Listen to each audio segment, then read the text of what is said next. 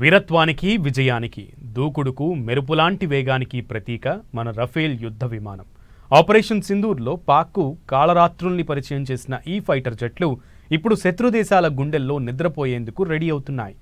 114 Rafale fighter జెట్లు కావాలని Indian air force mega ప్రపోజల్ను డిఫెన్స్ మినిస్ట్రీ ముందు పెట్టింది.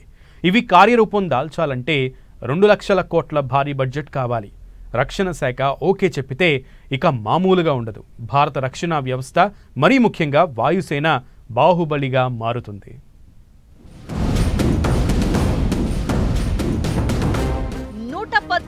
రఫేల్ ఫైటర్ జెట్స్ కు మెగా ప్రపోజల్. రక్షణ శాఖకు ఐఏఎఫ్ కీలక ప్రతిపాదన. 2 లక్షల కోట్ల ఖర్చుతో 114 యుద్ధ విమానాలు. రక్షణ శాఖ ఓకే చెప్పడమే మిగిలింది. ఆపరేషన్ సింధూర్ తర్వాత తొలిసారిగా భారత వైమానిక దళం 114 కొత్త రఫేల్ యుద్ధ విమానాల కోసం ప్రతిపాదనల్ని సిద్ధం చేసింది. రక్షణ శాఖకు ఈ ప్రతిపాదనల్ని పంపించింది. వాయుదళాన్ని విస్తరించడం, మరింత బలోపేతం చేయడం కోసమే ఈ ప్రపోజల్. ఆపరేషన్ సింధూర్ సమయంలో రఫేల్ యుద్ధ విమానాలు శత్రువుల గుండెల్లో వణుకు పుట్టించాయి. పాక్లోని టెర్రరిస్టుల స్థావరాలు, ఆర్మీ ఎయిర్ బేస్లపై విజృంభించాయి. భారత త్రివిధ దళాల శక్తి సామర్థ్యాలను ప్రపంచం కళ్లారా చూసింది. ప్రస్తుతం ఇండియన్ ఎయిర్ ఫోర్స్ లో 36 రఫేల్స్ మాత్రమే ఉన్నాయి. మరో 26 మెరైన్ వేరియంట్ల కోసం నేవీ ఆర్డర్ చేసింది. తక్షణం మరో 2 స్క్వాడ్రన్ల విమానాల్ని ఫోర్స్ లోకి తీసుకుంటే ఐఏఎఫ్ శక్తి సామర్థ్యాలు మరింత బలపడతాయి.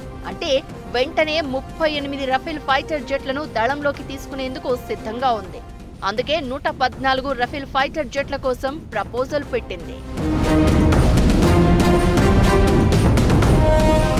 భారత వాయుసేనలో మేక్ ఇన్ ఇండియా స్కీమ్ కింద ఇక్కడే ఈ యుద్ధ విమానాల్ని అభివృద్ధి చేయాలి అనేది ప్రణాళిక.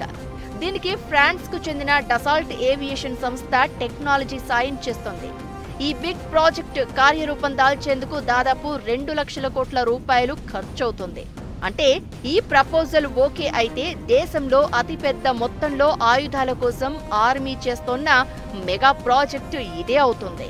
యుద్ధ విమానాల కొనుగోలు ప్రక్రియకు defence procurement board, defence acquisition council, cabinet committee నుంచి క్లియరెన్స్ దక్కాల్సి ఉంటుంది.